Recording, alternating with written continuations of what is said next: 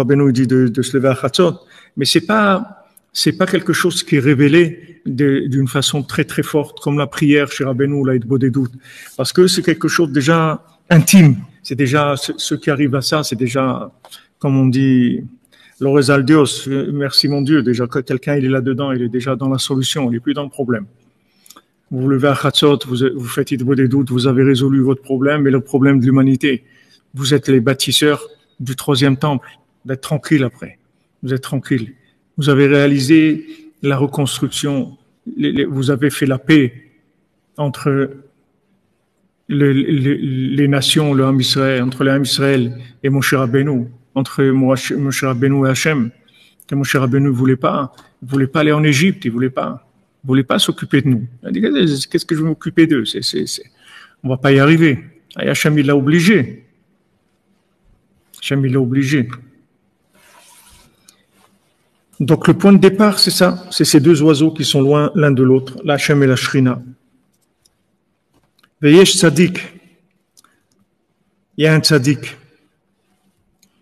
Le monde n'est pas perdu, le monde n'est pas condamné. Yesh Tzadik, Echad. Il y a un Tzadik. Sheyesh lo tzavar yafé venifla meod, qui a un coup qui est beau, qui est extraordinaire. Vekol nifla meod, il a une voix extraordinaire. Vechol mine kolot shebaolam. Et maintenant, toutes les voix, toutes les mélodies du monde, Shem kol blodibur, tous les sons, toutes les mélodies du monde, qui sont des sons non articulés, kulam yechol leotiav bekolo. Tout, il peut le reproduire avec sa voix. Toutes les voix du monde, tous les appels du monde, tous les appels. Il peut appeler n'importe qui dans le monde. Il peut l'appeler par son nom, pas par son nom d'artiste, par son nom de fonction, par le nom de son âme. C'est-à-dire, il peut l'appeler avec la mélodie de son âme. Que quand quelqu'un il va entendre cet appel-là, il peut pas dire je suis pas là. Il va venir tout de suite. Il va venir en courant, il va venir. Dès que ce tzaddik il va l'appeler, il va venir tout de suite. Pour ça, les gens ils disent que Rabbeinu les invite à Rosh Hashanah. Parce que si Rabbeinu il t'invite, tu vas venir. Il faut qu'il t'invite. Parce que lui, il peut reproduire tous les sons, toutes les mélodies, toutes les voix du monde. Maintenant, notre réaction dans la vie, c'est par rapport à la mélodie des choses. Quand on dit en français ça me chante pas, ou est-ce que ça te chante, ou quelque chose, ces expressions-là, parce que quand on a une attirance pour quelque chose, quand on veut quelque chose, quand on a envie d'aller dans un endroit, pourquoi on a envie d'aller dans cet endroit-là? Parce que cet endroit, il nous a appelés. Pourquoi on a envie de manger telle chose? Parce que cette chose, elle nous a appelés. Chaque chose, c'est comme ça. Il y a un rapport avec la chose. Ce rapport-là, il fait que cette chose, elle nous a exprimé un son, une mélodie qui nous a attirés vers la chose.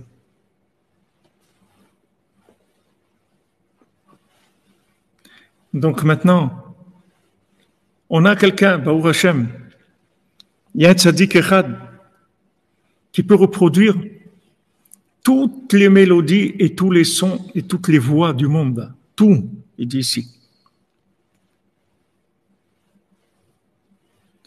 Kol mine kolot shebaolam, toutes les voix du monde.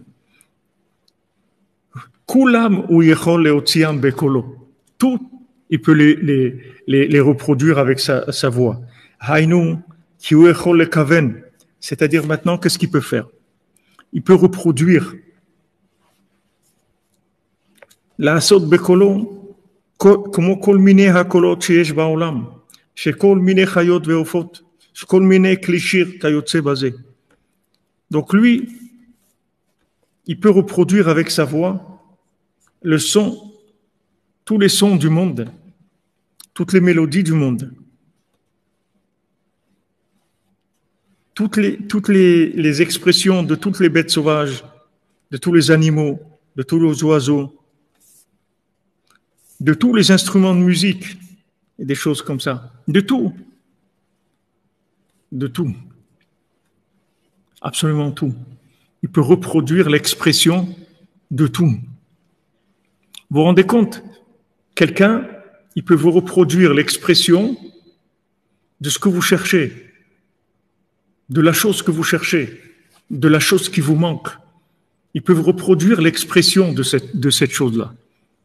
Et une fois que vous allez entendre l'expression de cette chose-là, vous allez reconnaître tout de suite, vous allez aller vers ça. Donc il peut reproduire toutes les voix, toutes les mélodies, tous les sons du monde.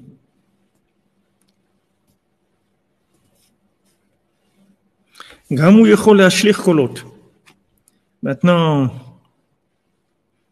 non seulement il peut reproduire des voix, mais il n'est pas limité dans l'espace.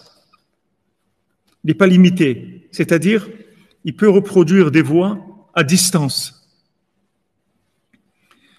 Pourquoi on s'interdit les moments de bonheur qu'Hachem veut nous offrir?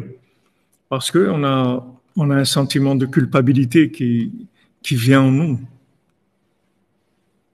Ce sentiment de culpabilité, il nous accuse et il veut nous faire croire qu'on n'a pas le droit d'être heureux. Il veut nous faire croire qu'on n'a pas le droit d'être heureux. C'est pour ça qu'il faut avoir de la joie, il faut avoir confiance dans Hachem, dans le tzaddik, il faut avoir confiance en soi et savoir qu'on a le droit d'être heureux. Donc ce tzaddik, non seulement Rabbeinu peut produire une voix, mais il peut la produire aussi la reproduire dans un autre endroit, à 1000 kilomètres. On voit ça. Rabbeinu dit dans l'Écoutez Moharan que maintenant le tzaddik, il peut te parler, il peut t'enseigner dans n'importe quoi dans le monde. N'importe quoi. C'est-à-dire que maintenant, quelqu'un est en train de lire un livre sur n'importe quoi, un livre un roman policier ou un livre sur les mathématiques ou sur les ovnis ou même des livres de certaines religions. Tout. Et Rabbeinu, il vient et il parle à la personne dans le texte. Il parle à la personne dans le texte. Et la personne, elle lit dans le texte quelque chose qui n'est pas écrit dans le texte. Quand l'écrivain, il a écrit le texte, il pensait pas écrire ça. Maintenant, le tzaddik, il peut, dans le texte même, venir et vous parler. Et dans ce texte-là, vous allez vous reconnaître. Mais c'est pas le texte de l'écrivain. Il a utilisé ce texte-là pour s'exprimer. Donc, il n'a pas un problème de reproduire l'appel, le son, la mélodie dans tout ce qui a été créé, absolument tout ce qui a été créé. Donc, il a vraiment une force d'intervention qui est illimitée, Il dit ici, il peut envoyer des voix, des sons. Maintenant, dans l'endroit où lui, le tzaddik, il émet le son, on va rien entendre du tout. C'est-à-dire que maintenant, vous n'allez pas entendre que vous êtes là au Man, à côté du Tzion de Rabbeinu, vous entendez rien de ce qui est en train de se passer. Des fois, des gens, ils s'approchaient de la chambre de Rabbeinu et ils entendaient dans sa chambre des milliers de voix, de gens qui parlaient, des milliers et des milliers de gens. Parce qu'il y avait des milliers d'âmes qui se trouvaient dans la chambre de Rabbeinu, que Rabbeinu était en train de parler avec eux, de les réparer, etc. Donc vous vous trouvez dans un endroit où vous voyez rien et vous entendez rien. Et de cet endroit-là, il est en train de produire des sons, en fait, qui vont aller à l'autre bout du monde, qui vont s'adresser à n'importe qui dans le monde. Mais loin, on va entendre cette voix-là de ce tzaddik. Et donc maintenant, grâce à ça, il peut ramener ces deux oiseaux l'un vers l'autre. Et il peut les unir l'un à l'autre.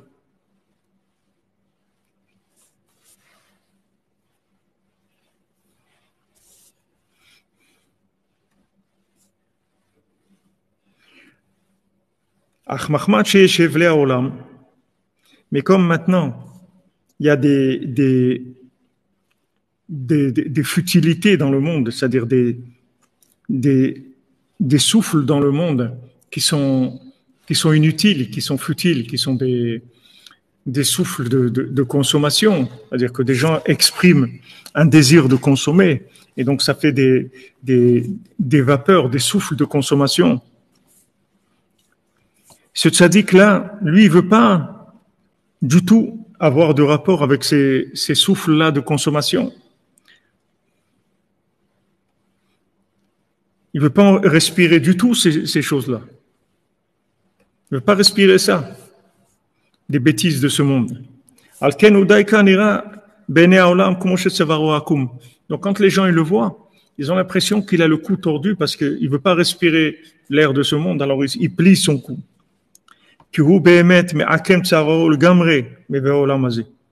Parce que Béhémet, le tzaddik, il tord son cou complètement de toutes ces vapeurs-là, de tous ces souffles-là qui circulent dans le monde. Il y a tout un enseignement de Rabbeinu, où Rabbeinu il parle de ces hévelés, que Yeshevel a lancé à la Haaretz. Il y a des vapeurs comme ça dans le monde, des souffles qui sont en fait des énergies qui circulent, et quand on respire ces choses-là, ça nous pousse à faire des choses, ça nous donne envie de faire des choses par rapport à ça. Alors il y a des souffles qui sont des souffles positifs, ça nous donne envie de faire des choses bien, et il y a des vapeurs comme ça, des souffles négatifs, qui nous donnent envie de faire des choses qui sont pas bien si on on respire ces choses-là. Donc lui, comme il veut pas respirer du tout de ces choses-là, il a toujours le cou tordu, complètement, il veut pas respirer du tout de ce monde. Il veut pas du tout avoir un rapport avec ces souffles-là. Aval behemet, en tsavaro akum klal, akadraba. Mais behemet, il n'a pas le cou tordu du tout, du tout, du tout. Il n'a pas le cou tordu du tout, du tout, du tout, du tout. Les gens, ils voient Rabbeinu comment il agit. Et ils ont beaucoup de questions, les gens sur Breslev, sur Rabbi Nachman, sur Rabbi Nathan. Ils ont beaucoup de questions. Parce qu'en fait, Rabbeinu, il est obligé de se comporter d'une façon où il va éviter des choses qui sont dangereuses. C'est-à-dire que maintenant, lui, il veut pas toucher du tout à ce monde. Il veut pas goûter du tout à ce monde. Donc, il est obligé d'avoir un comportement qui est bizarre par rapport aux gens. Ils le trouvent bizarre parce que eux, ils vivent dans le monde de la consommation. Et eux, au contraire, ils sont intéressés par ça. Ils sont intéressés par encourager leur consommation, par des gens qui les poussent à consommer avec des films, avec des publicités, de toutes sortes de choses. Mais lui, il veut pas du tout rentrer là-dedans. Alors, quand on le voit, on a l'impression qu'il a le cou tordu parce que il se plie sur lui-même. Il veut pas respirer ces choses-là. Mais Béhémet, il n'a pas un cou tordu du tout. C'est-à-dire que non seulement il a une voix extraordinaire, il a une mélodie extraordinaire qui inclut toutes les mélodies, mais il peut aussi exprimer ces mélodies n'importe où dans le monde, dans n'importe quel récipient, dans la nourriture de quelqu'un, dans la lecture de quelqu'un, dans un film, dans une parole, dans une publicité, dans une musique, dans une annonce, dans n'importe où. N'importe où. N'importe où. La dernière fois que j'étais en France pour la tournée, alors j'étais seul, j'étais pas avec mon cher ami Eli Cohen, puisqu'il était malade, et je me suis trouvé seul. J'étais à Bordeaux, à La Rochelle, après bon, Hachem, très cher ami Stéphane, il m'a pris en charge, etc. Mais je savais pas comment aller au mikvé. Je savais pas comment aller au mikvé. Trouver dans des endroits où il n'y a pas de mikvé. Un mikvé à La Rochelle, je sais pas, même pas si ça existe. On trouvé, je savais pas comment faire. Bon, j'ai dit, qu'est-ce que je peux faire? Il y a pas. Qu'est-ce que je veux faire? Et dans un message, dans le téléphone, dans un groupe, je vois une ligne qui est écrite: tu vas au mikvé. Mais ça n'avait rien à voir avec tout ce qui était en train de se dire c'était impressionnant. Ça n'avait rien à voir avec tout le reste. Écrit clairement, tu vas au mikvé. Ok, tout de suite. Allez, je cherche. Bon, Hachem, Stéphane, il est venu. Ça a pris des heures, on en est arrivé. Trouvé. Le tzaddik, il n'a pas un problème de s'exprimer là où vous êtes, dans vos outils, dans votre vie, dans l'endroit où vous êtes. Il n'a aucun problème avec ça. Seulement, il faut faire attention aux parasites, des choses qui parasitent les ondes et qui empêchent les ondes de circuler normalement.